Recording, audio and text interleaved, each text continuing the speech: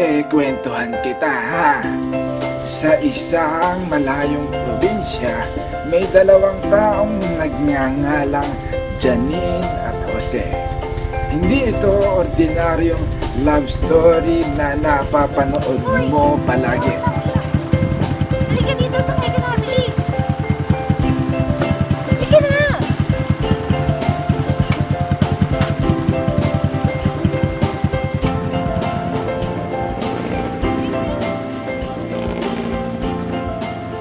Oy! Ba't di ka sumasabay sa akin? Di ba sabi ko sumabay ka na? Nakita mo ba ako sa tricycle kanina? Tinatawag kita, meaning nun sumabay ka. Same school naman tayo eh. Alam mo, lagi kita napapansin dun eh. Lagi kita nakikita pag lunchtime, pag dismissal. Ako, napapansin mo ba ako? Janine nga pala. Janine. I am Janine. Yan. Alam mo, parang may connection tayo. Bakit di tayo palagi magsama? Alam mo kasi, parang nakikita ko, pwede tayo maging tayo in the future eh. As in, ito kikwentuhan kita. Ako, gusto ko sa relationship, yung walang iyakan, hindi masyado sweet. Gusto ko yung parang, ganito lang, magkaibigan lang tayo. Tsaka, parang gusto kita makasama palagi, as in palagi. Pero ayoko sa loob ng school, gusto ko sa labas lang. Tapos gusto ko, magkaroon ako ng 5 anak. Pwedeng 3 babae, 2 lalaki, or basta kahit ano. Pero gusto ko pagkatapos na yun ang kasal kasi importante sa akin yung kasal. Hoy, nakikinig ka ba? Ano ba? Hindi ka ba marunong mag-react? Alam mo, salita ko ng salita dito. Ano yung ginagawa? Aray! Ano ba ba? Salita ka naman, di ba? Ang ingay-ingay mo nga sa school eh. Pasalita ka tuloy. Tara na nga, maghanap tayo ng tambayan. Please. Kung tayo ay matanda na. Si Janine yung tipo ng tao na masasabi mo talagang kakaiba. Saan ka ba naman makakakita na ang babae ang unang magpapakilala? Ito namang si Jose, sumama agad. Aba, kita mo nga naman. Ako'y hagdan at yakapin. Dinala ni Janine si Jose sa isang lugar na malayo sa sibilisasyon. Tanda natin. Alam mo, nagkakata ko dito ako dumidiretso. Pero, mas masaya ngayon kasi may kasama na ako. Pakinggan mo. Oo, alam ko na yan. Ano ka ba? Pakinggan mo nga eh! Lapit ka. Ah!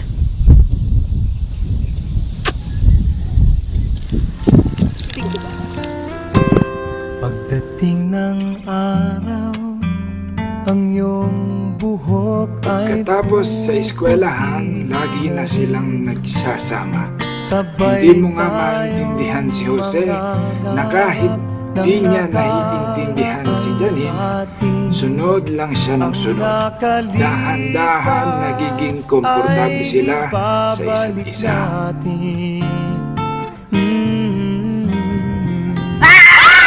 Ano ba? Para saan yun?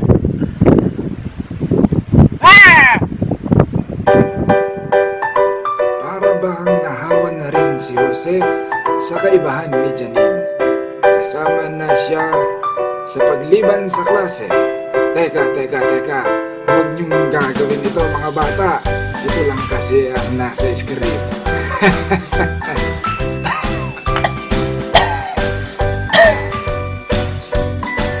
Ramdam na nila ang kasiyahan tuwing magkasama sila. Ang dating hindi nagkakaintindihan ay nagkakasundo na. Pag nagawa mo yan, makakaganti ka na sa akin. Ba't mo ako pinatukan? Ijalin mo ako!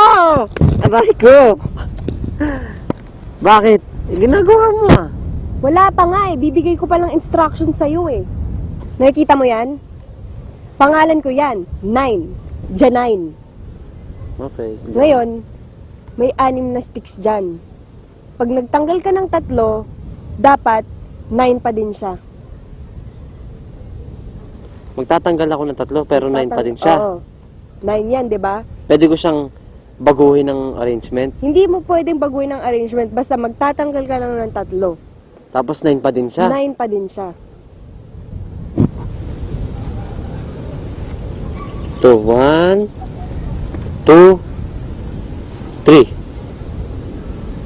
Hindi naman ah. Ang aking pangako na ang pag-ibig ko'y lagi sa'yo. Kahit maputi na ang buhok ko. Bro, tingin, bro. Bro, ganda oh. Asan? Oh, ganda oh.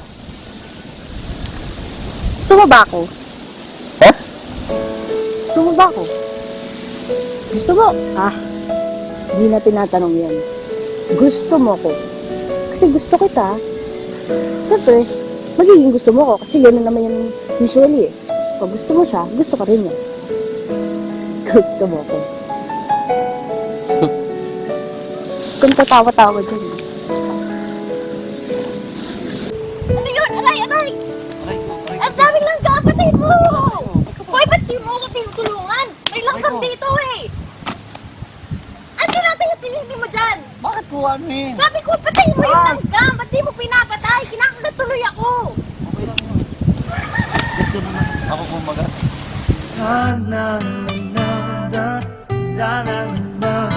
Dahan-dahan na dumidiskarte si Jose. Nagtataka siya dahil akala niya madali lang mapasagot si Janine. Aminin ba naman sa'yo ng babae na gusto ka niya? Aba, malaki na ang tsansa mo. Pero mukhang iba talaga sa lahat itong si Janine.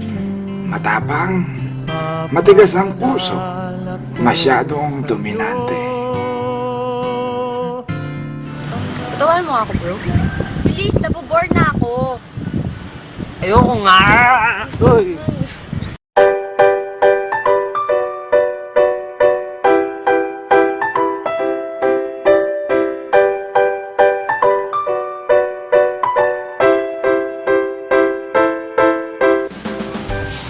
Yak! Yak! Yak! Yak! Yak! Sabi ko ayoko niyan, di ba?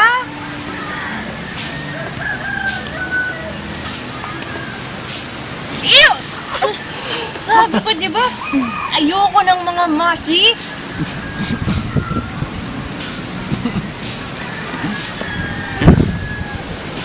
Ew!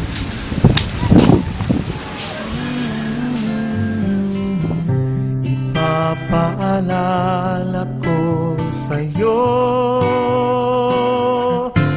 ang aking pangako na ang pag-ibig ko'y lagi sa'yo. Magkasama sila araw-araw. Gusto nila ang isa't isa. Kahit Pero hindi maliwanag kung ano bang meron sa kanila. kahit maputi Di man sila naiintindihan ng mundo. Masaya na silang dalawa lang ang nagkakaintindihan sa mundo.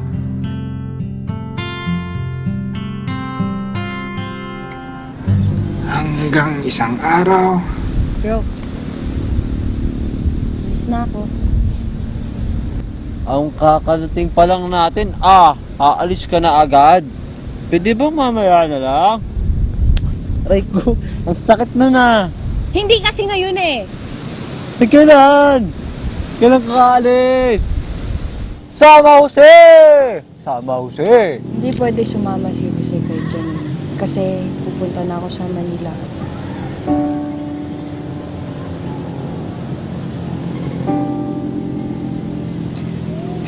Ano gagawin mo sa Manila? Doon na ako pinag-aaral ng college. Bakit ka pupunta doon? Hindi ka ba nakikinig? Nakikinig, sorry. Di ba sinabi ko sa'yo sorry. kasi Masakit yan, mag-aaral masakit ako na ng yan. college? So maraming taon ka doon, bro? Paano tayo? Hindi... Bahala na.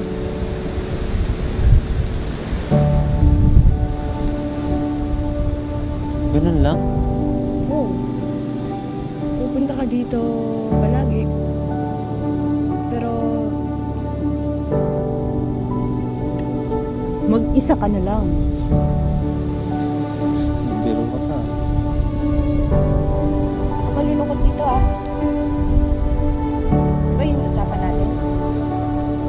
Dapat chill lang. Walang iyakan kasi ayoko.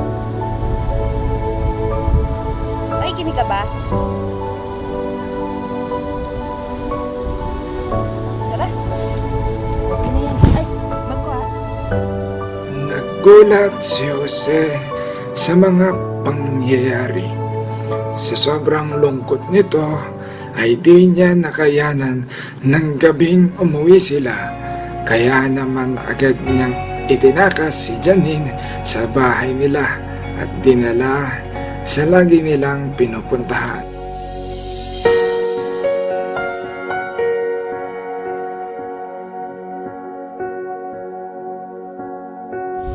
Pagbalik mo, pwedeng tayo pa kaya? Pwede, oo. Pwede din hindi. After 5 years, babalik tayo dito. 5 years? Sige, una ka. Saan ba? Ano talaga ako? Susunod ka. Uba. Basta naman. Makakalimot bro ah. Oo naman, Tara! bro!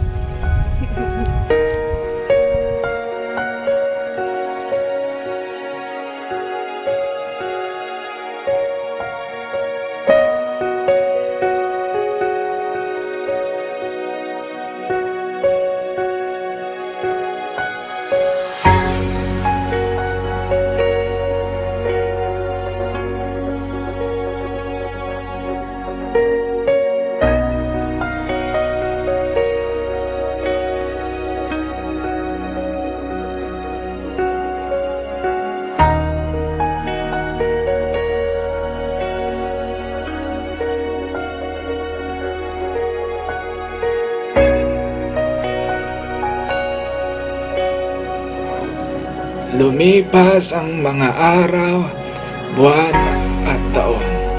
Hindi na muling nagparamdam si Janine kay Jose simula nung araw na yon. Halos araw-araw bumabalik si Jose sa lugar nila ni Janine.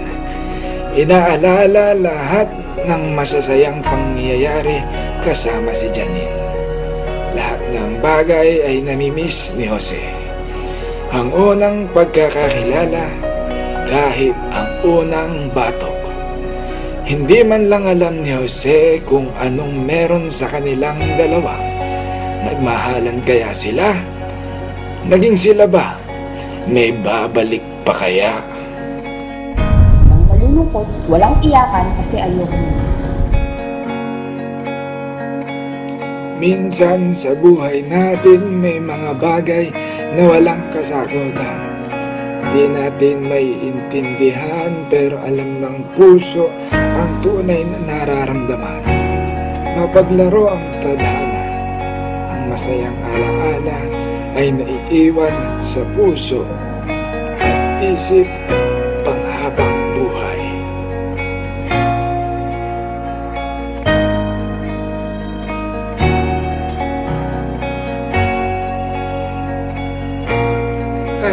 Teka, hindi pa tapos. Babalik ako, magbabanyo lang ako. I-tweet niyo muna ngayon. I-Janine mo ako. Isipin niyo na lang, lumipas na ang 5 taon.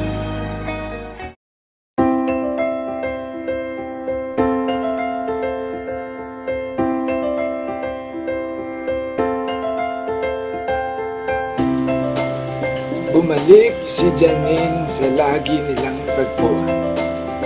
Ngunit, nalungkot siya dahil wala si Jose.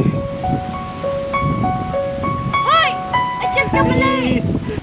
Ay, nandun pala. Bumaba ka dyan! Hindi ka bababa? Uy, wag!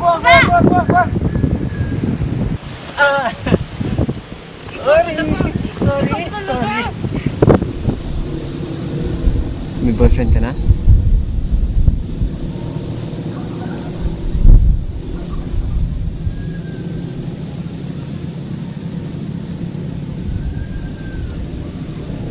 girlfriend ka na?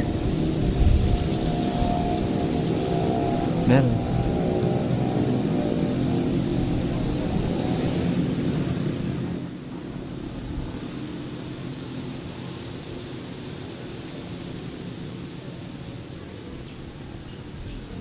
Okay, dito din siya?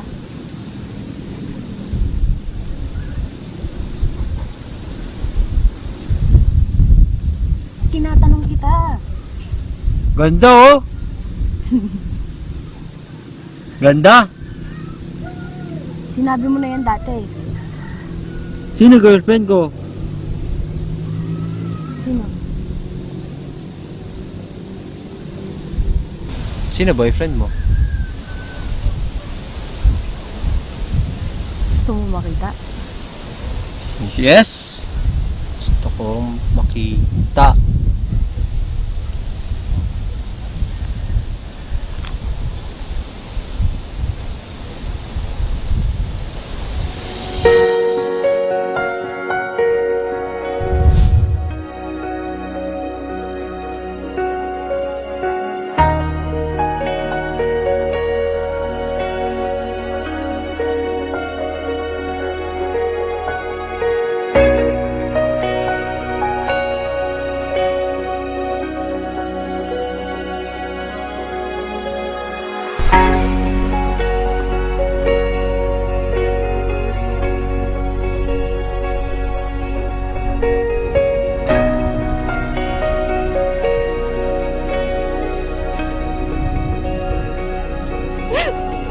Namiss kita eh.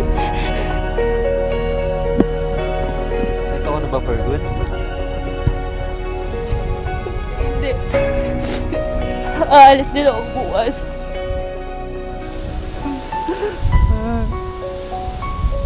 Dito ka na lang. Walang kasama si Jose. Ako lang mag-isa. Pati yung puno. Kailan tayo magkikita ulit? Hindi ko alam eh.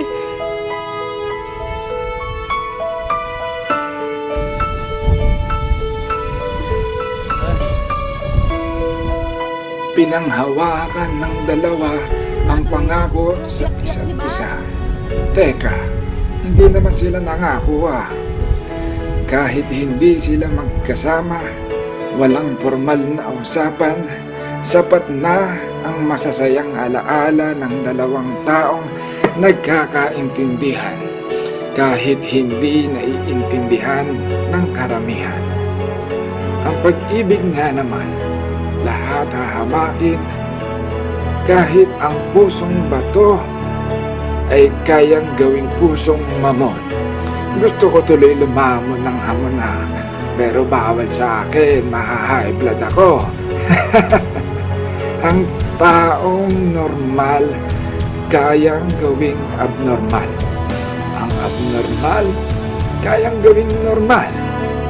Ang pag-ibig ay masarap sabihin at pakinggan. Pero kahit hindi mo masabi, mas masarap kung ipaparamdam at mararamdaman.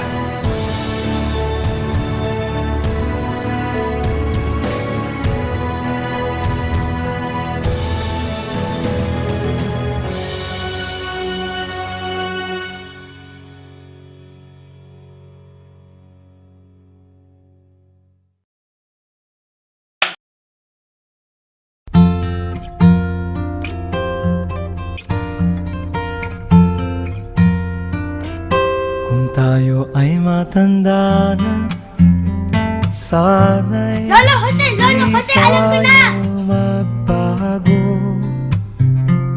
Kailanman, saan may Ang tagal kong inisip yun na, ganun lang pala. Ngayong alam ko na pwede ko na siyang ijanin, pero hindi ko kaya kasi mahal na mahal ko siya. hanggang sa pagtanda. Oh, eto, tapos na talaga to. I-share nyo ha, kung hindi, i-jajanin ko kayo. pa kaya'y ibig mo? Kabigote bigla. Kung maputi na ang buhok ko. Mga laseng, ayusin mo yung kamay mo. Yan! Pagdating ng araw, ang iyong buhok ay puputi na rin. Sabay tayong mga ngarap ng nakaraan sa atin. Ang nakalipas ay ibabalik natin.